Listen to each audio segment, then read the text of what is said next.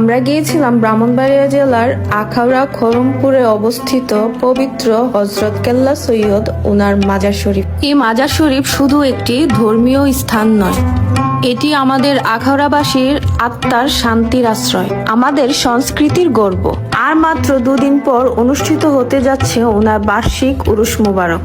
এই বিশেষ উপলক্ষে দূর দূরান্ত থেকে ভক্ত আশিকানরা আসা শুরু করে দিয়েছেন ইতিমধ্যে। প্রতিবারের মতো এবারও মাজার শরীফ প্রাঙ্গণ অনেক সুন্দরভাবে সাজানো হচ্ছে। ঝলমলে আলোকসজ্জা, রঙিন পতাকা আর ফুলের সৌরভে চারপাশ জল করতেছে। উরুস উপলক্ষে গাছ, ডেকোরেশন সবকিছু অনেক আগে থেকে শুরু হয়েছিল, এখনো সেটা কমপ্লিট করতে পারিনি। আগামী 2 দিনের মধ্যে ইনশাআল্লাহ সবকিছু কমপ্লিট হয়ে যাবে। এ যেন এক আধ্যাত্মিক উৎসব, যার প্রতিটি পরত জুড়ে আছে ভালোবাসা, ভক্তি আর ঐতিহ্যের সুর।